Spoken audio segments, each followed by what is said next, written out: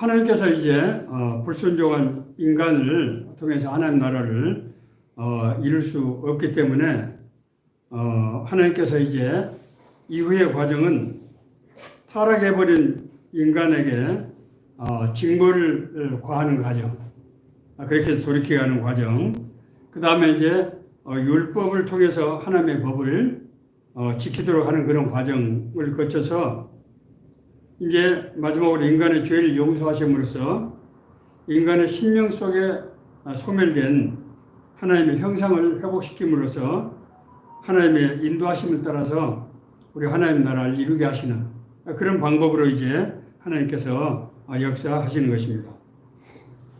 그래서 이제 하나님께서 택하신 자들을 구원하심으로써 하나님의 자녀와 상속자가 되게 하신 것입니다. 로마서 8장 30절은 하나님께서 미리 정하신 그들을 부르신 그들 또한 의롭다 하시고 의롭다 하신 그들 또한 영화롭게 하셨느니라, 그렇게 말씀하고 있습니다. 그래서 이제 하나님께서는 택하신 자들과의 교제를 통해서 그들의 삶 속에서 하나님의 나라가 이루어지도록 그렇게 하시는 것이죠.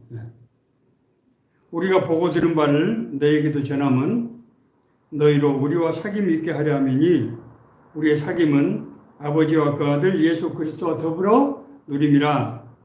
사도 요한은 그렇게 말씀하고 있습니다. 자, 이것이 이제 하나님께서 우리를 하나님의 뜻과 예정 가운데서 부르시고 우리를 통해서 하나님의 나라를 이루어 가시는 하나님의 어떤 그런 목적에 대한 이제 일반적인 그런 큰 틀에서 이제 메시지입니다. 오늘 이제 이 말씀은 자, 그러면은 우리는 왜 그 부르심에 따라서 살아야 하며 어떻게 그런 삶을 제대로 살 수 있을 것인가 하는 문제를 이제 오늘은 서로 나누기를 원합니다. 이 문제를 제기한 사도 바울의 고백을 통해서 우리 본문에 나타난 그 고백을 통해서 알아보고자 합니다. 자, 먼저 오늘 이 본문 말씀은 빌립보 교회에 보내는 편지 가운데서 나오는 그런 말씀입니다. 바울 사도가 이제 로마의 감옥에서 있는 상태에서 빌립보 교회에 보내는 서신입니다. 우리 잘 아는 대로 바울 사도가 빌립보에 가게 된 것은 마게도니안 환상 때문이었습니다. 바울 사도는 소아시아, 오늘날로 말하면 터키에 해당된다고 보시면 됩니다. 그 소아시아 지역에 전반적으로 복음을 전하고 나서 북쪽에 있는 비두니아 그곳에까지 가서 이제 복음을 전하기를 원했습니다. 그런데 성령께서 바울의 길을 막으시고 마게도니아 사람의 환상을 통해서 어서 와서 우리를 도우라 이렇게 관청하는 그런 환상을 보게 하십니다. 바울은 성령께서 나를 지금 마게도니아로 파송하시는구나 하는 것을 깨닫고 이제 마게도니아 지역에 접근할 때 이제 해로를 통해서 가지 않고 육로로 이 소아시아에서 위쪽으로 돌아서 마게도니아 북쪽 지역에서 밑으로 내려가는 그런 이제 접근을 하게 되는데 그 북쪽 입구의 첫 번째 도시가 바로 빌립보입니다. 바울 사도가 빌립보에 갔을 때 그곳에는 하나님께서 예비하신 루디아라고 하는 여성이 있었습니다. 이 여성은 이제 자주장사, 오늘날로 말하면 실크를 취급하는 그런 무역상에 있다고 보시면 됩니다. 루디아를 만났는데 루디아는 놀랍게도 바울이 살았던 그 고장 출신이었습니다. 루디아가 바울이 이전한 복음을 영접했을 뿐만 아니라 자기 소유 집을 사업한 사람이니까 집이 아마 상당히 큰 집이 있을 거예요. 그 집을 바울에게 교회로 내어줍니다. 뿐만 아니라 이제 빌립보 교회는 바울의 통역자로서 바울을 재정적으로 뒷받침했을 뿐만 아니라 인적인 그런 자원을 통해서도 바울 사역을 끝까지 이제 함께 동행하는 것을 우리가 볼 수 있습니다. 바울이 지금 이제 로마 감옥에서 이 편지를 쓰는데 이때 당시에도 빌립보에서 파송된 에바브로디도라는 사람이 바울을 옆에서 돕고 있는 그런 상황이었습니다. 바울이 떠나고 난 다음에 빌립보 교회는 여러 가지 문제가 발생했습니다. 첫 번째로 가장 심각한 문제는 율법주의자들이 이 교회에 들어와서 신앙적 혼란을 갈등하고 이야기하는 것입니다. 어떻게 하나님의 말씀인 하나님께서 주신 율법을 우리가 믿지 않고 그것을 행하지 않고 구원받을 수 있느냐? 우리가 구원받았다고 하는 것은 율법을 실천한다는 것인데 율법을 실천하지 않고 어떻게 구원이라고 하는 것을 있을 수 있느냐? 이런 근본적인 문제를 제기해서 이제 쉽게 말해서 믿음으로 말미암은 구원을 받는다는 사람과 율법을 행해야만 구원받는다는 사람 사이에 파가 갈라지고 그래서 이제 교회가 갈등과 대립의 상태가 되는 것입니다. 사실 이 문제는 아주 근본적인 문제고 정말 신앙에 결정적인 영향을 미치는 그런 문제 아니겠습니까? 네. 뿐만이 아닙니다. 바울이 구속된 상태에서 선교적 열정이 끊기게 되고 사람들이 두려움에 휩싸이게 된 것입니다. 그때 상황은 정말 구원의 의미와 어떤 선교적 사명을 일깨우지 않으면은 교회를 더 이상 유지하기 어려운 그런 상태였을 것입니다. 이때 바울은 이제 자기가 처하고 있는 상황에서 자기의 신앙적인 입장 그리고 자세를 이제 스스로 고백하는 형식으로 이제 말함으로써 빌립보 교회 성도들에게 선교적 사명을 일깨우고 하나님께서 우리를 구원하시고 구원의 근본적인 목적, 다시 말씀드려서 우리 인생의 목적이 무엇이어야 되느냐 하는 것을 말씀하고 있는 것입니다. 우리 잘 아는 대로 바울은 정말 히브리인 중에 히브리이고 정말 율법과 헬라 철학이 아주 정통하고 선교적인 열정에 불탔던 그런 사람입니다. 그런데 오늘 이제 바울이 보낸 이 서신에서 바울은 첫 번째로 자기의 어떤 신분적인 그런 좋은 조건들, 히브리인 중에 히브리인, 베냐민 집하고 더구나 신앙적 열심으로는 바리새인이었고 정말 이 유대 율법과 헬라 철학에 정통한 그런 모든 것을 자기는 예수 그리스도를 위해서 폐설물로 여겼다 그렇게 고백하고 있습니다. 뿐만이 아닙니다. 바울은 앞서 말씀드린 대로 세 번에 걸친 지금 세 번에 걸친 전도 여행을 통해서 이 자기 고향인 소아시아는 물론이고 지중해 이 전역 그리고 이번에는 이제 동부 유럽까지 와서 복음을 전하다가 이제 자기가 메인바디에서 로마까지 와서 복음을 전하게 되고 지금 감옥에 있는 상태 아닙니까? 그런 바울이 자기가 지금까지 이루었던 모든 성과들 그런 공로들은 다 잊어버리고 이제 정말 하나님께서 예수 그리스도를 통해서 자기에게 보여주신 어떤 선교적 사명 그 비전을 위해서 앞으로 달려간다 이렇게 지금 고백하고 있단 말입니다. 왜 그런가? 두 번째 두 가지 이유를 바울은 설명하고 있습니다. 첫 번째, 예수 그리스도를 아는 것. 여기서 안다고 하는 것은 단순히 지식적인 알을 의미하는 것이 아닙니다. 예수 그리스도와 더불어 알고 누리는 삶. 그것이 너무나 고귀하고 정말 은혜가 충만한 것이어서 이런 모든 것들이 그리스도를 아는 지식에 걸림돌이 된단 말이에요. 장애물이 된다는 거예요. 자, 두 번째는 나의 앞으로 소망은 내가 세상을 떠나면은 그리스도의 부활에 동참해서 그리스도가 받았던 그 은혜, 우리에게 보여준 은혜를 누리는 것이라는 거예요. 바울은 지금 아주 근본적인 문제를 인생의 목적이 무엇이냐, 우리가 무엇을 어떻게 살아야 될 것이냐 하는 것을 하나님께서 우리를 위해서 예정을 하셨다. 그리고 그 일을 이루기 위해서 우리를 부르셨는데 우리가 죄 가운데 빠져서 그 일 제대로 하지 못하다가 하나님께서 보내신 예수 그리스도를 통해서 우리가 구원받게 하심으로써 우리 안에 하나님의 심령이 회복이 돼서 주님과 교제하는 삶을 살게 하시고 그 과정을 통해서 하나님의 뜻과 계획을 이루게 하셨다. 이렇게 지금 말씀하고 있는 거예요. 바울이 여러 가지 공로가 있습니다만은 예수 그리스도가 바로 메시아라고 하는 것을 확증하는, 이것은 사실 엄청난 사건이죠. 사람의 모습을 입고 하나님이 오셨다고 하는 것은 정말 도저히 당신으로서는 상상도 할 수 없는 그런 일이었습니다. 그러면서 바울은 마지막으로 복음에 고난이 따른다. 자신이 당하는 고난에 대해서 두려워하지 말고 그 복음의 고난은 우리가 하나님의 목적 안에 하나님과 동행하는 삶을 산다고 하는 것은 증거다. 그러므로 나를 보고 흔들리지 말고 지속적으로 믿음의 길을 가라 하는 말씀으로 이제 이 편지를 마치고 있습니다. 그리스도를 위하여 너희에게 은혜를 주신 것은 다만 그를 믿을 뿐 아니라 그를 위하여 고난도 받게 하려 하심이라. 너희에게도 그와 같은 싸움이 있으니, 싸움이라는 거예요. 고난은 영적인 싸움이라는 거죠. 너희가 내 안에서 본 바요, 나를 통해서 본 바요, 이제도 나를 통해서 듣는 바니라.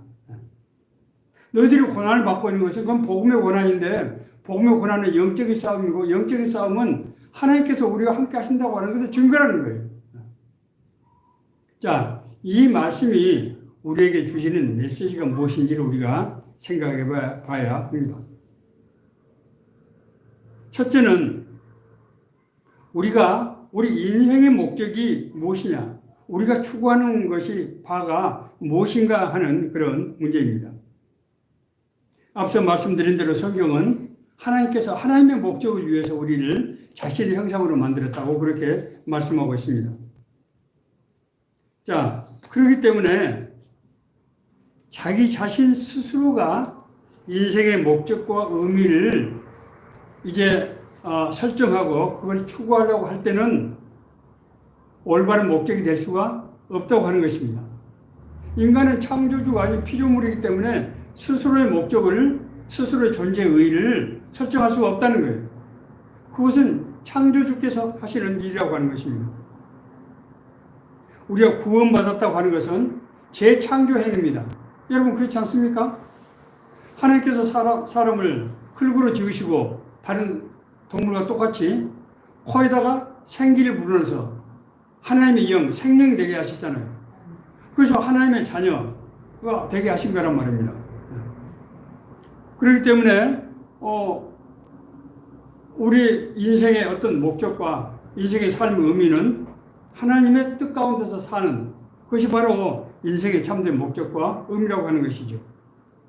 성경은 하나님께서 인간의 인생을 지으신 뜻과 목적이 무엇인가 하는 것을 세 가지로 설명하고 있습니다. 그것이 바로 선지자 미가를 통해서 말씀하신 미가서 6장 8절에 있는 말씀입니다. 제가 읽겠습니다. 사람아, 주께서 선한 것이 무엇임을 내게 보이셨나니 여호와께서 내게 구하시는 것은 오직 정의를 향하며 인자를 사랑하며 겸손하게 내 하나님과 함께 행하는 것이 아니냐. 하나님께서 큰 틀에서 볼 때 우리 인생을 내신 목적은 세 가지인데, 첫째는 뭐예요? 하나님의 공의를 이루는 것이라는 거예요. 하나님의 공의. 하나님의 공의. 하나님의 공의는 하나님의 뜻, 하나님의 계획, 하나님의 경륜, 이렇게 우리가 해석할 수 있습니다. 우리 인생의 목적을 누가 가지고 있다고요? 하나님이 가지고 계신다는 거예요. 그래서 예수 그리스도가 하나님의 공이라고 하는 것은 예수 그리스도를 통해서 우리가 하나님의 자녀로 회복이 돼야만 하나님의 공의 안에 들어갈 수 있다는 거예요. 바로 그런 의미입니다. 자, 두 번째로 인자를 사랑하며, 인자. 하나님의 성품 중에서 대표적인 성품이 뭡니까? 사랑입니다. 그래서 갈라디아서 5장 22절 23절은 성령의 소욕으로서 9가지를 말하면서 첫 번째가 사랑과 희락과 화평, 사랑을 얘기하고 있어요. 사랑은 하나님의 대표적인 속성이에요. 그 하나님의 사랑을 이제 행하는 것이 인생의 목적인데, 하나님의 사랑을 행하기 위해서는 우리에게 뭐가 있어야 됩니까? 하나님의 사랑이 우리 안에 있어야 되는 거죠. 우리가 없는 것을 어떻게 행합니까? 예. 그래서 우리가 구원받고 거듭난 사람에게 나타나는 아주 대표적인 현상 중 하나는 하나님의 사랑을 품는 사람이라는 거예요. 하나님의 사랑이 나타나지 않는 사람은 구원의 문제를 다시 한번 생각해 봐야 됩니다. 자, 세 번째로 겸손하게 내 하나님과 함께 행하는 것이 아니냐. 하나님은 어떤 학자들은 하나님은 외로우신 분이다. 그래서 인간은 하나님 앞에 홀로 서게 된다. 이렇게 얘기를 하고 있습니다. 소달리티. 인간은 하나님 앞에 홀로 산다는 거예요.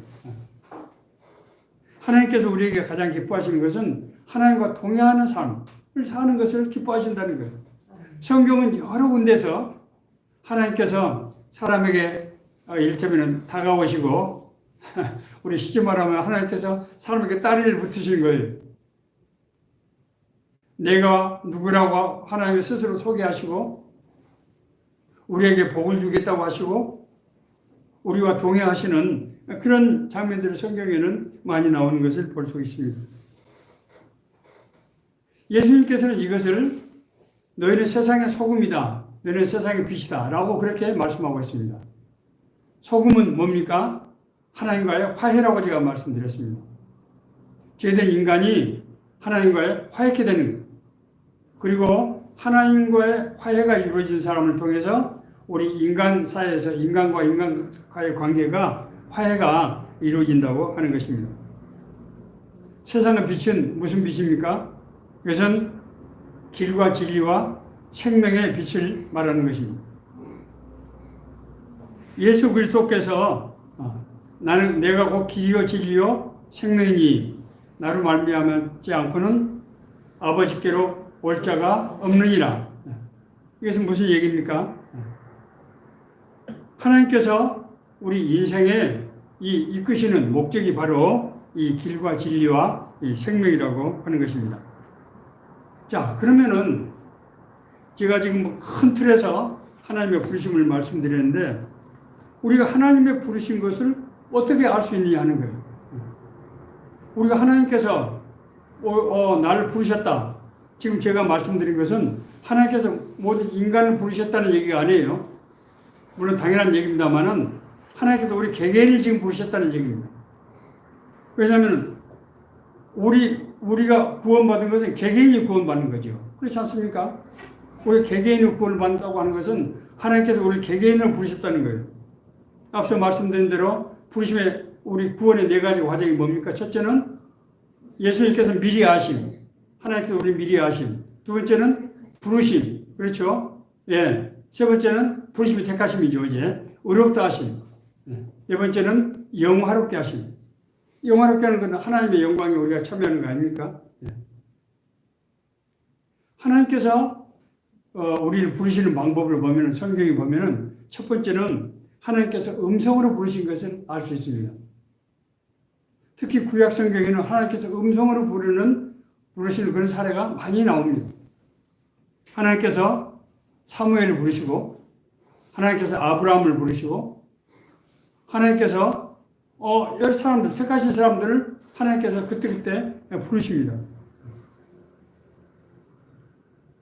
오늘날도 이 방법은 특별한 경우에 하나님께서 사용하시는 것 같아요. 제가 2019년 9월 15일에 하나님의 음성을 들은 것이 제가 오늘날 이 길로 오게 된 그런 계기가 됐다. 그렇게 말씀드린 적이 있습니다.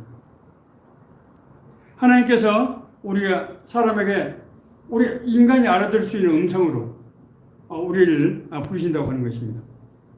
두 번째, 그러나 보편적으로 하나님께서 우리를 부르시는 것은 성경 말씀을 통해서 하나님께서 우리를 부르십니다. 우리 몇 주 전에 제가 설교했던 유루디아 수녀님은 미국에 와서 의사 공부를 하고 이제 전문의 자격을 취득을 했는데 자기 집이 그분이 고향이 군산인데 자기 집안에서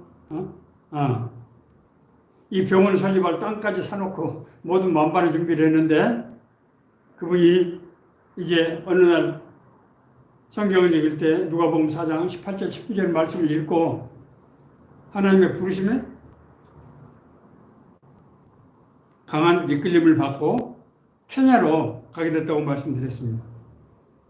주의 성령이 내게 임하셨으니 이는 가난한 자에게 복음을 전하게 하시려고 내게 기름을 부으시고 나를 보내사 포로된 자에게 자유를 눈먼 자에게 다시 보게 함을 전파하며 눌린 자를 자유케 하고 주의 은혜를 전파하게 하려 하십니다. 이 말씀이 유르디아 수녀님의 마음속에 다가온 자기는 그 말씀을 읽는 순간 하나님의 부르심을 바로 직감했다고 하는 것입니다. BBB 직장인 성경 공부 선교회를 창설하시고 저희 순장님이 되시는 우리 최봉호 형제님은 이제 산업은행 대리로 있던 시절에 마태복음 4장 19절에 있는 말씀을 통해서 하나님의 부르심을 받아 나를 따라오느라 내가 너희로 사람을 낚는 어부가 되게 하리라. 이 말씀을 읽었는데 가슴에 불이 붙는 것 같았다는 거예요. 이 양반은 머리가 아주 굉장히 좋은 사람인데 산업은행에서 아주 그 당시에 잡기로도 유명했다고 그럽니다. 고스톱하고 친구들과 술을 마시고 이게 재미있는 그런 유흥도 즐기고 그런데 어느 날 이 말씀을 읽고 나서 가슴에 불이 붙는 것 같은 그런 충격을 느꼈다는 거예요. 어떤 사람은 특별한 환경이나 어떤 사건을 통해서 하나님께 부르심을 받는 사람도 있습니다. 정말 이것은 수도 없이 많은 간증들이 있죠. 자기 병 고침을 받고 하나님께 부르심을 대표적인 분이 저는 조영기 목사님이 아니신가 생각이 됩니다.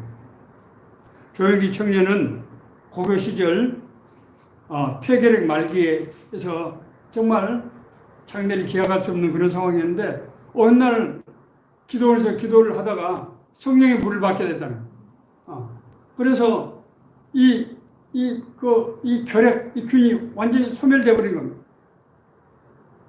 그러고 나서 자기에게 놀라운 능력들이 나타나기 시작했다는 거예요.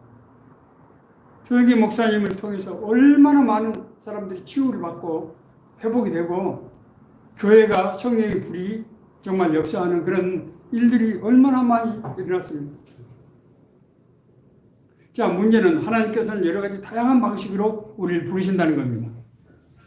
그런데도 불구하고 정말로 하나님께서는 이게 나를 부르신 것인가 아니면 내가 그냥 은혜 받고 감동을 받아서 이런 것인가 이렇게 생각할 수 있다고 하는 거죠. 제가 젊은 시절에 제가 이 문제 때문에 정말 많이 고민했습니다. 그래서 하나님의 음성에 관한 또 하나님의 부르심에 관한 여러 권의 책을 제가 사서 읽어봤어요. 어느 날 제가 이제 달라스 윌라드 목사님이 쓰신 하나님의 음성이라는 책을 읽은 순간 제가 큰 깨달음, 그런 제가 확신을 갖게 되었습니다. 하나님의 음성에서 달라스 윌라드 목사님은 하나님께서 부르심의 빛을 우리가 밝혀주시는 세 가지 요소를 설명하고 있는데 첫 번째는 하나님의 말씀이에요. 하나님의 말씀을 통해서 반드시 부르신다는 거예요. 두 번째는 그 하나님의 말씀이 나의 환경과 맞아야 된다는 거예요. 매치가 돼야 된다는 거예요. 그리고 세 번째는 이 두 가지 것이 내 마음속에 강한 이끌림으로 역사할 때, 거부할 수 없는 이끌림으로 역사할 때 그것은 하나님의 음성이 틀림없다고 그렇게 말씀하고 있습니다. 저는 이 말씀에 더해서 하나님께서 우리를 부르신 것을 어떻게 알 수 있느냐, 정말 우리가 부인할 수 없는 증거가 있다. 제가 여러 차례 말씀드렸습니다. 그것은 우리가 하나님께서 우리를 이끄시는 바에 그 일을 할 때 하나님께서 우리에게 우리를 하나님의 뜻을, 하나님의 지식을 우리에게 주시고 우리에게 그 일을 할 수 있는 권세와 능력을 주셔서 그 일이 실제로 영적인 운동력이 일어나게 하신다는 거예요. 제가 지난 30년 동안 직장 선교, 일터 선교를 하면서 수도 없이 많은 체험을 하게 됐어요.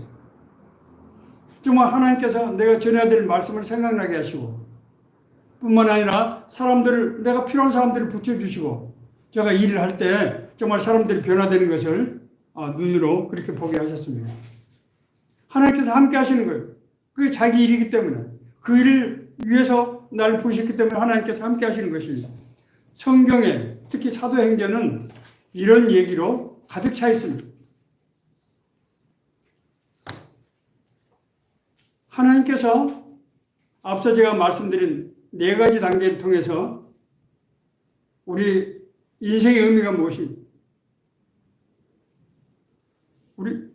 우리가 어떻게 살아야 될 것인가 하는 것을 얘기하시는데, 사람들이 그것을 잘 알 수가 없으니까, 그걸 행할 수 있는 힘과 능력이 없으니까 예수 그리스도를 통해서 그것을 모델로 보여주시고, 예수님께서 회개할 하나님 나라가 가까이 왔느니라고 말씀하시고 나서 이 땅에 하나님의 나라가 임한다고 하는 것을 사람들이 어떻게 이해할 수가 있겠습니까? 어떻게 말이 됩니까? 어떻게?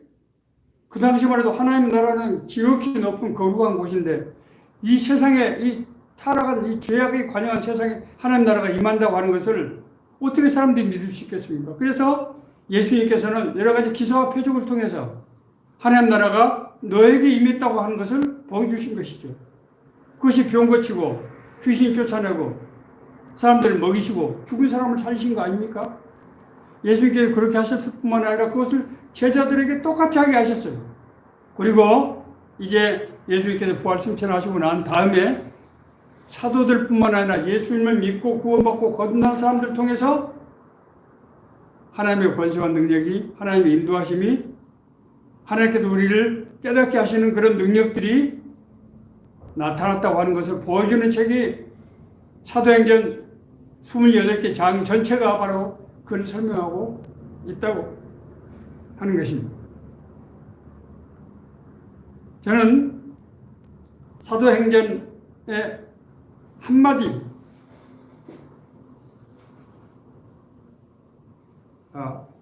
사도행전 전체를 한 문장으로 요약하면 바로 1장 8절이라고 생각합니다.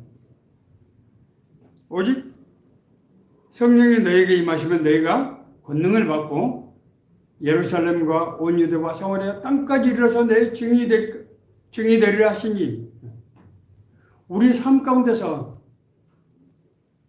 하나님의 권세와 능력, 하나님의 인도하심, 하나님의 역사하심이 나타나서 우리가 동행하신다고 하는 것을, 우리와 동역하신다고 하는 것을 실제적인 사건으로 보여주는 것이 사도행전이라고 하는 것입니다.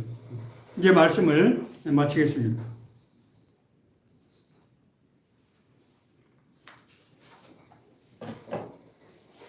오늘 사실 조금 지체된 바람에 준비된 말씀을 다 할 수가 없어서 3편 어차피 다음 주에 하니까 그때 부족한 것들을 좀 보충하겠습니다. 우리의 삶은 우리가 생각하는 100년 미만의 육신의 삶에 한정되는 것이 아니라고 하는 것을 성경은 거듭거듭 얘기하고 있습니다. 성경 출애굽기는 이스라엘 백성은 하나님이 택한 백성이라는 뜻 아닙니까? 이스라엘 백성이라고 하는 것은 바로 구원받고 거듭난 사람을 말하는 거라고요. 특정 이스라엘이라는 그 나라를 얘기하는 게 아니에요. 성경 출애굽기는 세상적인 삶인 애굽은 세상적인 삶을 상징하는 것이죠.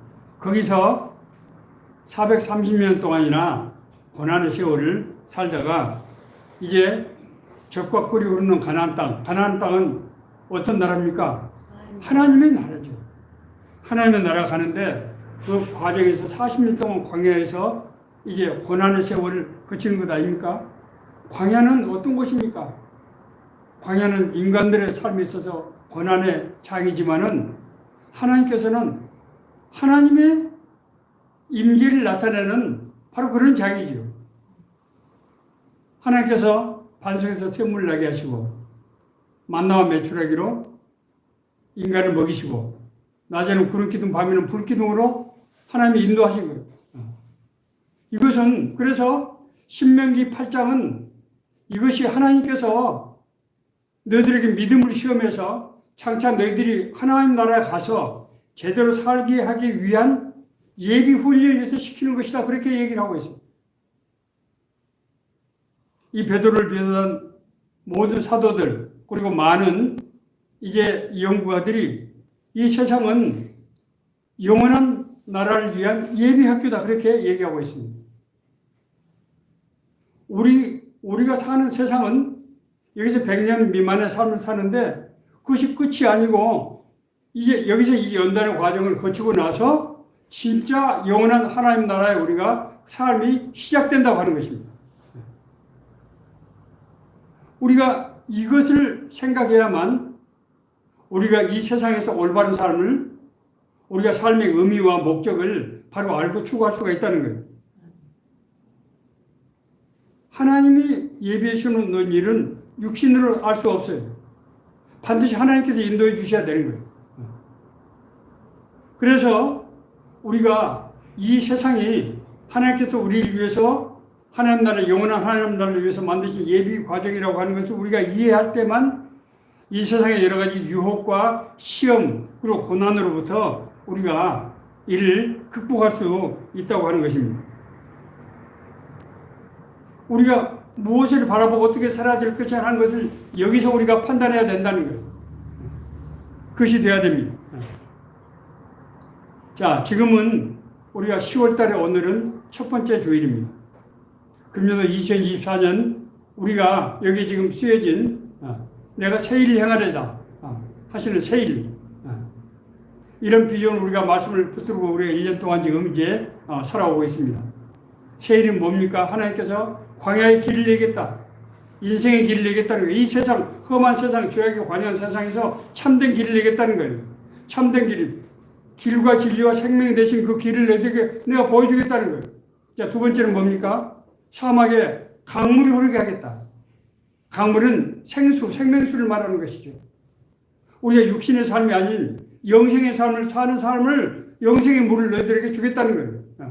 그래서 세상 모든 사람들 타주와 승냥이도 하나님을 찬양하고 감사하고 기뻐하는 것은 하나님께서 우리와 함께 하십니다. 그것을 알게 하신다는 거예요. 그래서 우리가 이 10월을 맞이하면서 우리 자신의 삶을 한번 우리가 다시 오늘 이 말씀에 비춰서 다시 한번 우리가 돌아볼 필요가 있다고 하는 것입니다. 제가 대학을 들어갔는데 대학을 들어가면 처음에 이제 신입생 환영회를 합니다. 신입생 환영회를 하는데 그 당시에 교무처장님이라고 하시는 분이 나오시더니 무슨 말씀을 하시는가 하면은 늦었다고 할 때가 가장 빠른 때다. 저는 그게 잊혀지지 않아요. 그분이 그러셨어요. 늦었다고 할 때가 가장 빠른 때다. 대학이라고 하는 것은 그분이 이제 대학이 어떤 곳인가 설명하시면서 그 말씀하셨어요. 지금까지 너희들이 어떤 생각을 하고 살아왔는지 나는 알지 못하지만은 한 가지 확실한 것은 이 대학에서 너희들이 인간이 무엇이며 너희들이 무엇을 위해서 살아가야 될 것인가 하는 것을 너희들이 공부하게 되는 과정이라는 거예요. 그분이 그 말씀하셨어요. 늦었다고 생각할 때가 가장 빠른 때다. 네, 그렇습니다. 지금은 은혜의 날이고 은혜의 때입니다. 하나님께서 우리에게 이 말씀을 주시는 것이 우리가 앞으로 언젠가 우리가 가게 될 그 영원한 세계를 바라보면서 우리 자신의 삶을 되돌아보고 하는 그런 은혜의 날로 우리를 인도하셨다고 하는 것입니다. 이 말씀이 우리 모두에게 주시는 하나님이 인도하시는 은혜 말씀 되기를 간절히 바랍니다.